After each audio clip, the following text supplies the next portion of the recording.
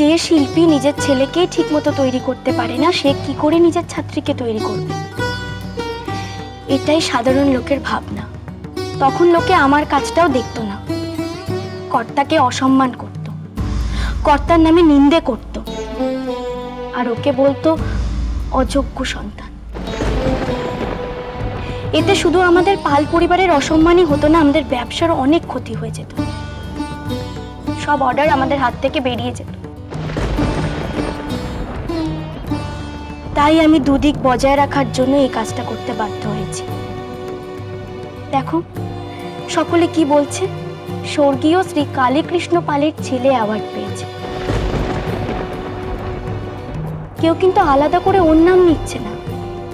এরপর কুমোর পাড়ায় লোকে এলে লোকে প্রথমে স্বর্গীয় শ্রী কালীকৃষ্ণ পালের ওয়ার্কশপে খুঁজবে আর সেখানেই অর্ডার দেবে।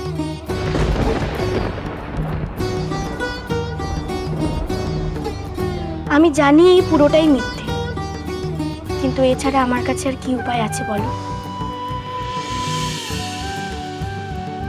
সত্যি তো, খড়, মাটি, বাঁশের তৈরি পুতুল মিথ্যে, টিন দিয়ে তৈরি অস্ত্রও মিথ্যে, কিন্তু এই মিথ্যের মধ্যে দিয়ে জগৎ জননী ত্রিশূলধারিণী মার সত্যি রূপ প্রকাশ পায়।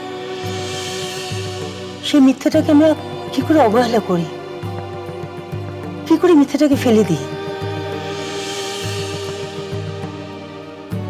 এই মিথ্যেটাকে তো ঘিরে এত উৎসব, এত আনন্দ।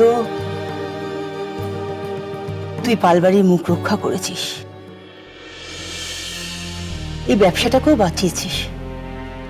সত্যি তুই এই বাড়ির লক্ষ্মী রে মিনু। মা মা বাবার সঙ্গে কথা বললে বুঝতে পারবেন যে উদ্যোক্তারাও কিন্তু চেয়েছিল যে সৌমি মূর্তি গড়ুক, মানে কালীবাবুর ছেলের হাতেই মূর্তি তৈরি হোক। সেটা হয়তো আমরা ইনিশিয়ালি বুঝতে পারিনি, কিন্তু মিনু সেই কথাটা ভেবেই যা করার করেছে। এতে কিন্তু ওর দূরদর্শিতাই প্রকাশ পায়, তাই না? ঠিকই, নিচে নিচে ভুল বুঝেছিলাম রে। প্রথম থেকে তো সবটা আমাদের জানালেই পারতিস মিনু, তাহলে তো এই ভুল বোঝাবুঝি হতোই না। বর্ষা দিদি, প্রথমেই যদি আমি তোমাদের এই কথাটা বলে দিতাম তাহলে তোমরা আমাকে এই কাজটা করতে দিতে না, তাই বলিনি।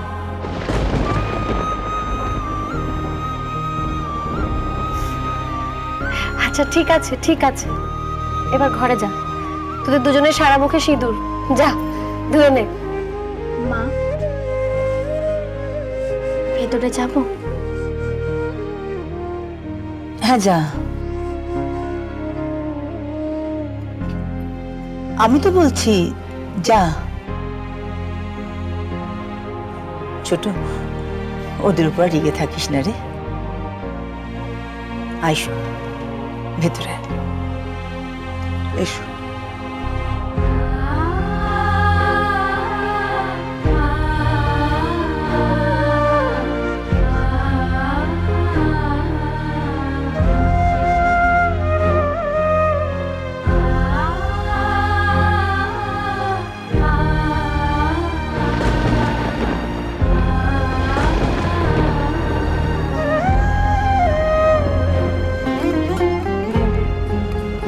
মা সব বুঝতে পেরেছে, তাহলে তো এটাও নিশ্চয়ই বুঝেছে আমি কেন এত মিথ্যে বললাম।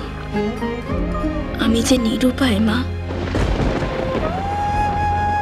কোনো কিছুর বিনিময়ে কারো কাছে আমি ওর মাথা হেঁট হতে দেব না।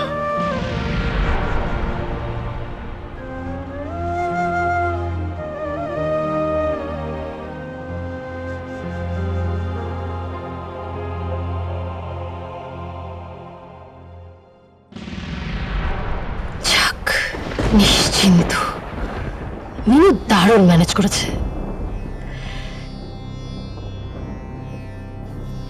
আমাদের ছোট্ট মিনুটা কিরকম বড় হয়ে গেছে, তাই না রে ছোট? হ্যাঁ, বড্ড বেশি বড় হয়ে গেছে।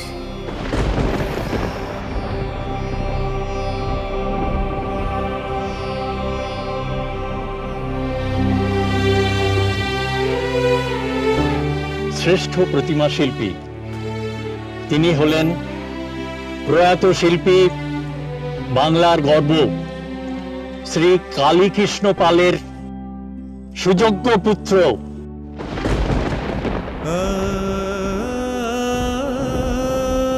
শ্রী সোমনাথ পাল।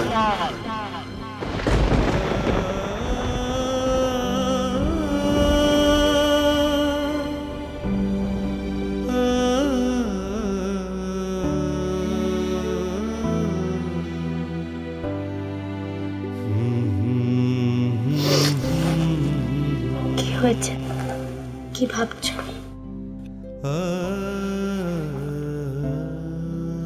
ছাড়ো, দরজা খোলা আছে, কেউ দেখে ফেলবে। ছাড়ো। দেখুক, আর যদি কেউ চলে আসে? আসুক, আমি তোমায় ছাড়ছি না। ঠিক আছে, ছাড়তে হবে না, কিন্তু এটা তো বলতে পারবে কি হয়েছে তোমার? মিনু, মিনু, আমি কিন্তু এই কাজটা মন থেকে করতে চাইনি, আমায় বিশ্বাস করো। জানি, আমি জানি তুমি খুব চেয়েছিলে যে আমি পুরস্কারটা নিই।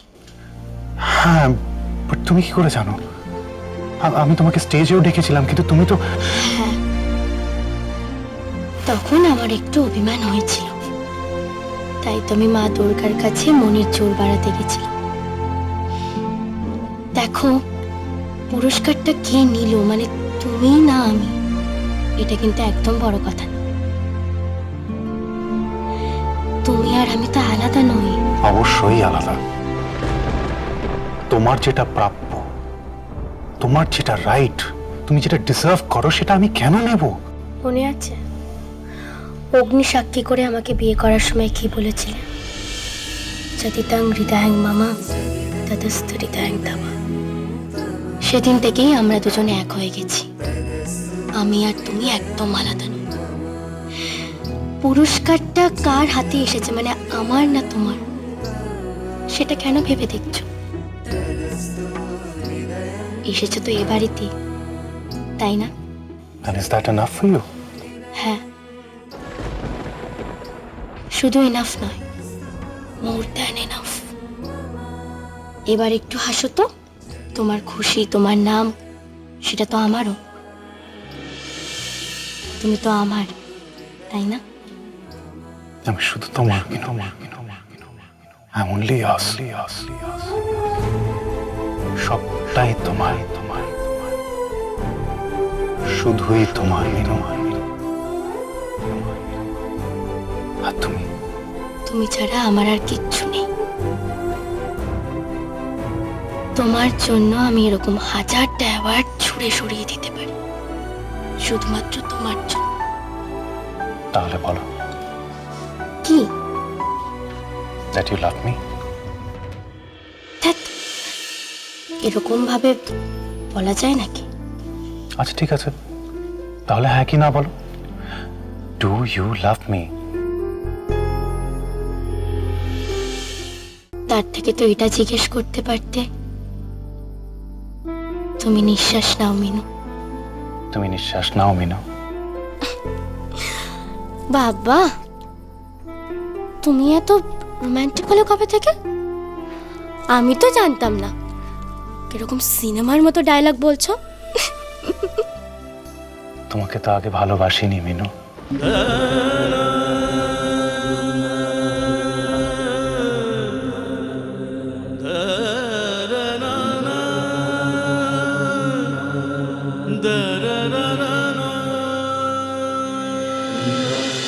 বাজলো তো